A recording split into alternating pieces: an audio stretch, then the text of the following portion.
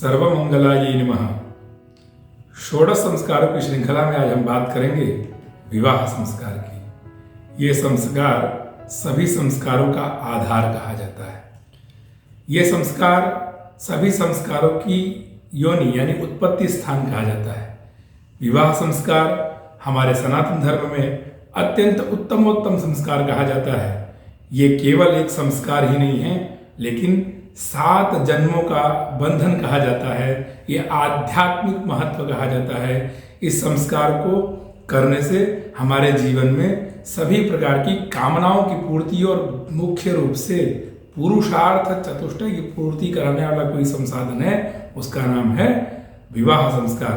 धर्म, अर्थ, काम और मोक्ष की पूर्ति कराने में जो संसाधन उपयोग में आते हैं, उसमें विवाह संस्कार सबसे उत्तमोत्तम स्थान अपना रखता है। इस संस्कार में मुख्य रूप से हम समझेंगे कि विवाह संस्कार का अर्थ एवं विकास तथा विवाह कितने प्रकार के होते हैं तथा विवाह में अनुष्ठीयमान कर्म कौन कौन से हैं एवं विवाह की अत्यंत सरल पद्धति और सामान्य विज्ञान क्या है, इन विषयों की चर्चा हम इस सीरीज में करने जा रहे हैं।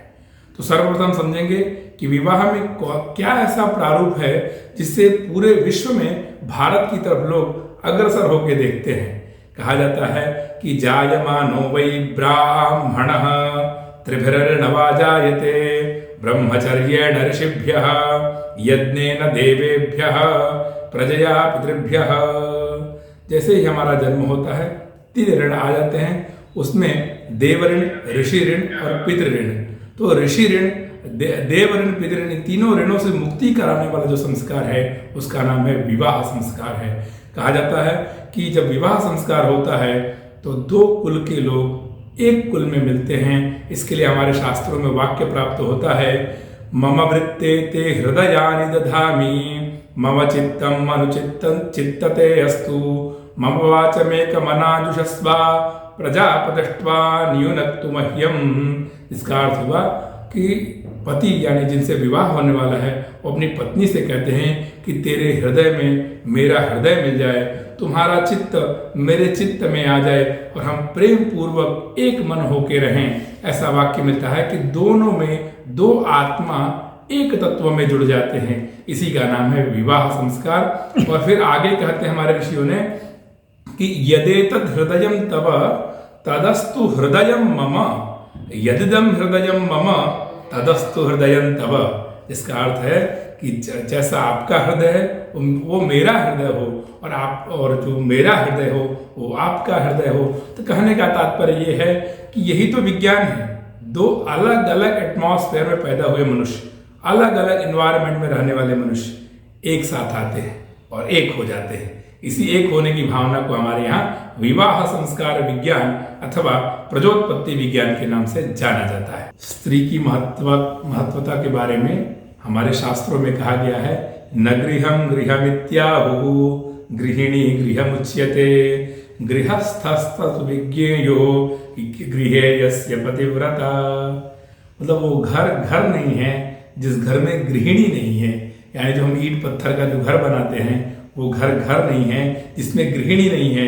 अतः इसलिए स्त्रियों का अत्यंत उत्तम स्थान कहा गया है। और जब श्रौत याग भी होता है तो पति पत्नी से आज्ञा लेता है आज्ञा निरीक्षण के लिए। अगर पत्नी आज्ञा ना दे तो कर्म ही नहीं हो सकता है। इसीलिए यज्ञ में भी पत्नी के बिना यज्ञ नहीं होते हैं। और शास्त्रों की बात माने तो कहा गया है कि त्रयाणाम आश्रमाणां तु गृहस्थो योनि रुच्यते। दक्ष स्मृति में कहा गया है कि सभी आश्रमों में जो गृहस्थ आश्रम है सभी आश्रमों की उत्पत्ति का स्थान कहा गया है। अतः इस आश्रम में, इस गृहस्थ आश्रम में रहके हम धर्म कार्य भी कर सकते हैं, अर्थ कार्य भी कर सकते हैं और मोक्ष की तरफ हम आगे अग्रसर भी हो सकते हैं। अब हम बात करेंगे कि विवाह कब करना चाहिए, इसका उम्र क्या है, किस अवस्था में हमें विवाह करना चाहिए। तो हमारे आचार्यों ने बड़ा अच्छा कहा है कि द्वितीयमायुषो भागम कृतदारो गृहे वसे। मतलब कि दूसरा आश्रम जो होता है यानी 25 वर्ष की अवस्था। पहला आश्रम क्या होता है? ब्रह्मचर्य आश्रम, 1 वर्ष से लेकर 25 वर्ष की आयु। और दूसरा आश्रम क्या होता है 25 यानी 26 से लेकर 50 वर्ष की आयु। तो 25 वर्ष की आयु में द्वितीय आयुषो भागम कृतदारो गृहे उचित विवाह करना चाहिए, अथवा कुल परंपरा के अनुसार विवाह की सम्यक तिथि देख के उचित मुहूर्त में उचित आचार्यों के निर्देशन में विवाह करना चाहिए। हमारे शास्त्रों में 8 प्रकार के विवाह कहे गए हैं। जो 8 प्रकार के विवाह हैं वो ये हैं कि ब्राह्मो दैवस्तथा आर्षः प्राजापत्यस्तथा सुरः गांधर्वो राक्षसश्चैव पैशाचश्चाष्टमो धमः। मतलब ब्राह्म विवाह, दैव विवाह, आर्ष विवाह, प्राजापत्य विवाह, असुर विवाह, गांधर्व विवाह यानी गंधर्व विवाह, राक्षस विवाह और पैशाच विवाह। ये 8 प्रकार के विवाहों की चर्चा हमारे शास्त्रों में कही गई है। इनके बारे में थोड़ी सी हम लोग विस्तृत चर्चा तो नहीं करेंगे, थोड़े थोड़े शब्दों में जान लेंगे कि ब्राह्म विवाह क्या है। सबसे उत्तमोत्तम विवाह कहा जाता है ब्राह्म विवाह। जो आज भी हम लोग जब विवाह होता है तो आचार्यगण ब्राह्म विवाह विधिना विवाहं करिष्ये ऐसा करके उच्चारण करते हैं। उसमें क्या होता है कि आच्छाद्य चर्चयित्वा च श्रुतिशीलवते स्वयं आहूय दानम कन्याया ब्राह्मो धर्म प्रकीर्तितः। कहा गया है कि उत्तमोत्तम कुल के वर को चयन करके अपनी कन्या को प्रदान करना ब्राह्म विवाह कहलाता है।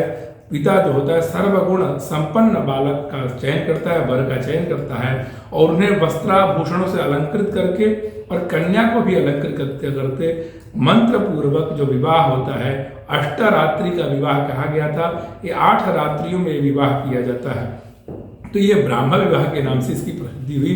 दूसरे विवाह का नाम है दैव विवाह, जो कहा गया है कि ऋत्विजे वितते कर्मणि दद्यावलंकृतम अदव, यानी यज्ञ में ऋत्विज के रूप में बुलाकर और उनको प्रारब्ध कर्म में यज्ञ में भाग लेने के लिए और अपनी कन्या को प्रदान करते हैं दक्षिणा स्वरूप में, उसे दैव विवाह कहते हैं। कहा गया है कि अलंकृत सुतादानम दैवम धर्मम प्रचक्षते, ऐसा वाक्य दैव विवाह का कहा जाता है। तीसरा जो विवाह है उसे आर्ष विवाह के नाम से हम जानते हैं।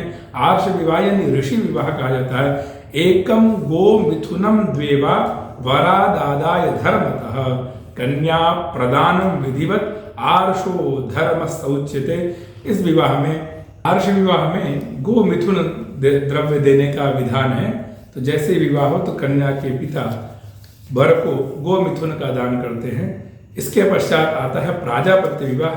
इसके प्राजापत्य विवाह के बारे में पर्याप्त सामग्री हमें आश्वलायन गृह सूत्र में मिलती है, जिसमें कहा जाता है कि जो दोनों पति पत्नी है समान धर्म का आचरण करे, समान धर्म से रहे, सहधर्म चरत इति प्राजापत्य, ऐसा वाक्य मिलता है कि गौतम धर्म सूत्र में भी ये बिना परस्पर दोनों का भाव होना चाहिए, कोई ज्येष्ठ कोई श्रेष्ठ ऐसा भाव नहीं होना चाहिए, कोई कनिष्ठ।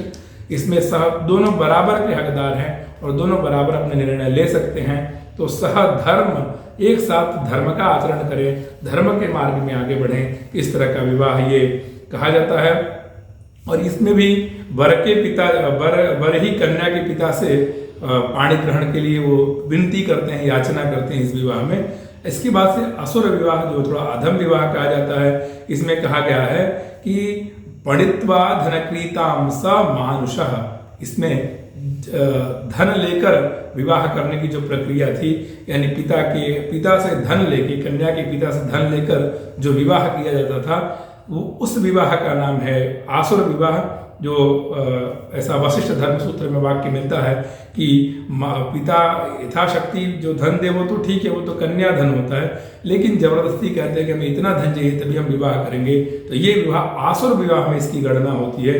इसके पश्चात गांधर्व विवाह की चर्चा की जाती है कि सकामायाः सकासेन निर्मंत्रः श्रेष्ठ उच्यते। आचार्य वात्सायन ने कहा है कि गांधर्व विवाह जो है वो दोनों की इच्छा से होता है, पति और पत्नी, इसमें परिवार के जनों का कोई इसमें नहीं रहता है। दोनों परस्पर पुष्पगुच्छ का आदान प्रदान करते हैं। यानी माला पहनाते हैं, और कन्या वर को माला पहनाती है और वर कन्या को माला पहनाते हैं। यानी पुष्प दे के जो आदान प्रदान करने की प्रथा है उसे गांधर्व विवाह कहा गया है। इसमें हारीत और गौतम धर्म सूत्र में कहा गया है कि कन्या अपने पति का चुनाव स्वयं करती है, और ये वही गांधर्व विवाह कहलाता है। तो इस प्रकार से ये गांधर्व विवाह होता है। इसके बाद राक्षस विवाह के बारे में चर्चा हुई है। इसमें बड़ा ही ऐसा विवाह तो ना हो तभी उचित कहा जाता है कि हत्वा छित्वा च भित्वा च क्रोशंतीम रुदतीम गृहात प्रसह्य कन्या आहरणम राक्षसो विधिरुच्यते। इसमें कन्या को बलपूर्वक विवाह किया जाता है। कन्या का मन नहीं होता है, फिर भी उससे बलपूर्वक जो विवाह होता है उसका नाम राक्षस विवाह। ये सदैव वर्ज्य होना चाहिए। हमारे धर्म में कन्या का बहुत सम्मान है, स्त्री धर्म का बहुत सम्मान है। स्त्रियों को तो माता के रूप में हमारे यहाँ देखा गया है, और कहा गया है यत्र नार्यस्तु पूज्यन्ते रमन्ते तत्र देवताः। इस आचरण को लेते हुए हमें ऐसा नहीं करना चाहिए।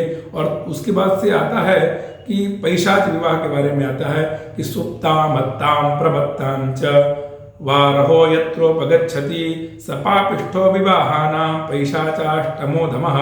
और पैशाच विवाह अधम के रूप में माना जाता है। इस विवाह में भी छल कपट करके विवाह किया जाता है, जो अत्यंत वर्ज्य है। इसमें आसुर विवाह, पैशाच विवाह एवं राक्षस विवाह, इन तीन विवाहों को वर्ज्य कहा गया है। सबसे उत्तमोत्तम विवाह की संख्या में ब्राह्म विवाह को कहा गया है, दैव विवाह को कहा गया है, आर्ष विवाह को कहा गया और प्राजापत्य विवाह। तो शुरू के 4 विवाह अत्यंत श्रेष्ठ हैं, अंतिम के 4 विवाह श्रेष्ठ नहीं हैं। परंच आज के जमाने को देखते हुए गांधर्व विवाह भी आज के जमाने में बहुत होता है, जिसे हम सामान्य भाषा में कहते हैं कि प्रेम विवाह कहा जा सकता है। इस तरह के विवाह आजकल बहुत प्रचलित हैं। तो आप सभी अपने घर में अपने माता पिता के अनुसार अपने वर का चुनाव करें और श्रेष्ठ जीवन में आगे बढ़ें। तो अष्ट विवाह की हमने एक सामान्य चर्चा की। इसके पश्चात हम समझेंगे कि विवाह में करणीय अनुष्ठीयमान कर्म क्या क्या हैं। वैसे तो बहुत बड़ा पद्धति है, फिर भी मैं एक सामान्य पद्धति में आपको समझा दूंगा कि विवाह में इतने करणीय कर्म होते हैं।